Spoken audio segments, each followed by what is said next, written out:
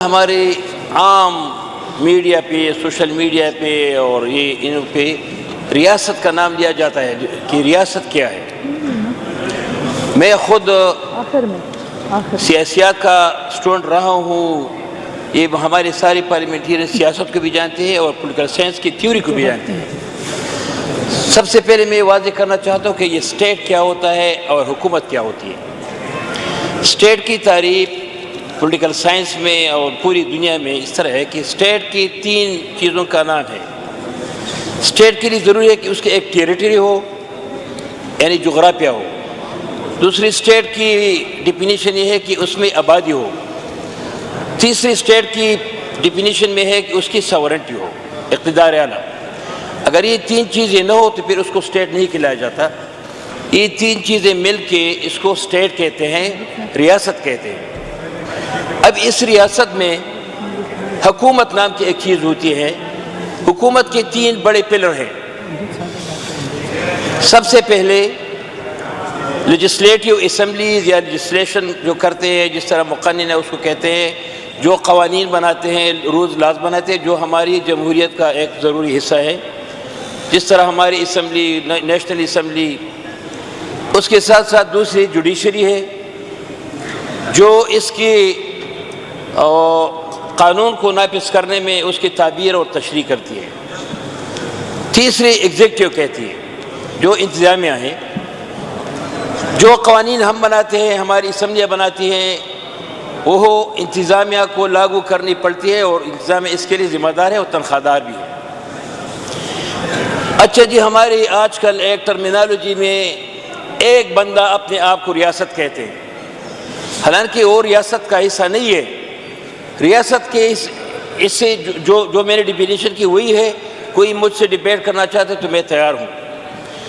باقی حکومت میں جو 3 میں نے بیان کی، تو اس میں ایگزیکٹو انتظامیہ جو ہے، اس کے ساتھ ساتھ ہمارا ایک ادارہ بڑا فوج کا ہے، آرمی کا ہے، اور اس آرمی کا کام صرف یہ ہے کہ وہ سرحدات کی حفاظت اور یا اپنے بیرکس میں ہوں گے یا سرحدات کی حفاظت کریں گے، اور وہ ہماری اسٹیٹ کی جو تنخواہ ہے اسی پہ کام کرتی ہے اور اس کی ہم ذمہ دار ہیں۔ اس کے ساتھ ساتھ بھی ہمارے جو دیگر ادارے ہیں سروسز کے، پولیس ہے، ہیلتھ کے ہے، جو بھی ہے وہ اس کے ساتھ بھی ہے۔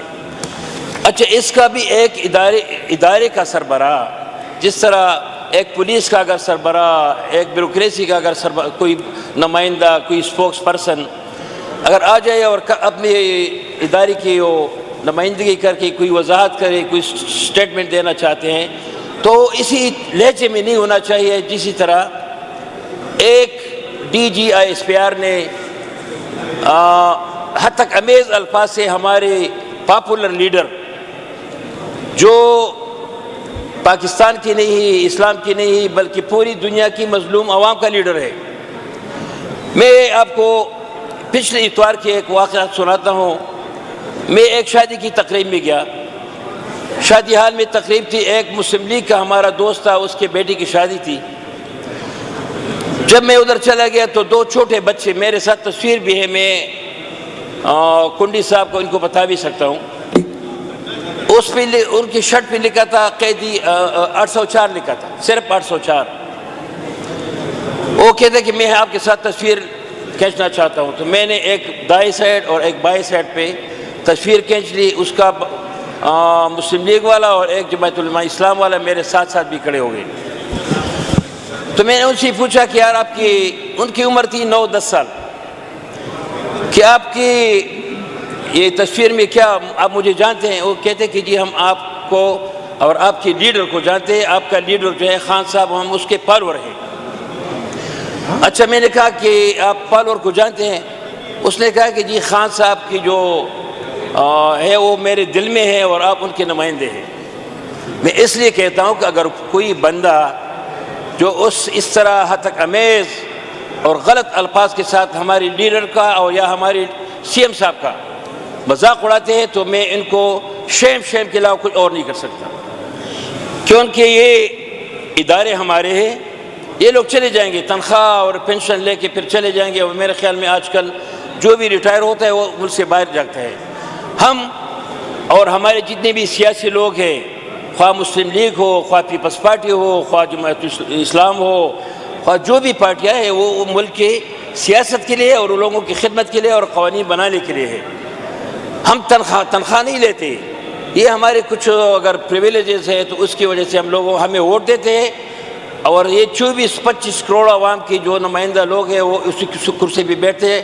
ہمارے چیف ایگزیکٹو آف پاکستان جو ہے وہ وزیر اعظم ہوتا ہے، ہمارا کوئی دوسرا فیلڈ مارشل اس طرح کے لوگ نہیں ہوتے۔ اچھا، دوسرے ایک آخری بات کرتا ہوں، ہمارے اداروں کی جو ابھی ایک ٹرمینالوجی، ایک اعزاز دیا گیا میرے خیال میں کہ فیلڈ مارشل اور جو اس کو اور کچھ کیا کہتے ہیں اس کو، کہ ابھی عاصم منیر صاحب کے لیے کیا کیا عہدہ بنا دیا گیا۔ میرے خیال میں جو ہم نے انڈیا کے خلاف جو جنگ جیتی ہے وہ ہماری ایئر فورس نے جیتی ہے، اور خاص کر وہ ان کا جو کام تھا انہوں نے اچھی طریقے سے اور خوبصورت طریقے سے کیا ہے۔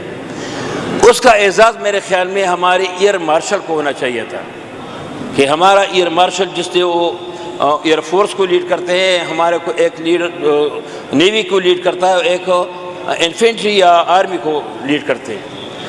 اگر اب یہ ادارہ، اگر اب ایک ادارہ یا اس کا سربراہ اگر تینوں فورسز کے سربراہ بن جاتے ہیں تو میرے خیال میں صرف اپنی بات ریکارڈ پہ لانا چاہتا ہوں، ایسا نہ ہو خدا نہ کرے کہ کبھی کسی جہاز کو حکم دے کہ آپ سمندر میں ڈوب جاؤ، اور سمندری جہاز کو کہہ دے یا کہ بھائی آپ ہوا میں اڑ جاؤ، اور آرمی کے ہمارے جو انفینٹریز ہے، ہمارے توپخانے ہیں، ہماری جو ریگولر فوج ہے، اس کو کہہ دے کہ آپ ادھر غوطہ لگاؤ۔ تو میرے خیال میں یہ بگاڑ جو ہے نا، یہ چیزیں ہمارے ملک کی ساورنٹی، اس کے اسٹیٹ کی سیکیورٹی کے خلاف ہے، تو اس پہ غور کرنا چاہیے۔ شکریہ جی، تھینک یو۔ شکریہ جناب سردار شاہ جہان یوسف صاحب۔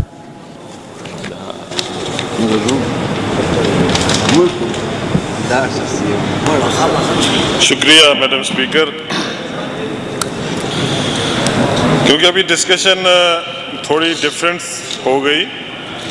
میں تو آج ایک واقعہ جو ایبٹ آباد میں کل ہوا اس کے حوالے سے اسمبلی میں ڈیلیبریٹری ڈسکشن بھی ہوئی، ہمارے ممبران نے اس بات کو اٹھایا کہ ڈاکٹر وردہ کیس جو ہے، جو ایک بڑا ٹیسٹ کیس ہے ہمارے صوبے کے لیے بھی، ہماری سوسائٹی کے لیے بھی، اور اس وقت کے جو حالات ہیں اس کو دیکھ کر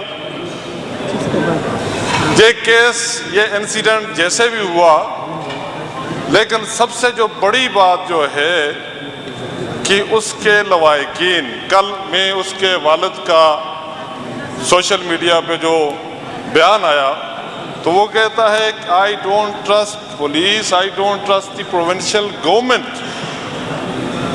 اب police authorities are the provincial governments, تو اگر وہ ٹرسٹ نہیں کرتا تو اس کا مقصد یہ ہوا کہ ہماری سوسائٹی کتنی تقسیم ہو چکی ہے۔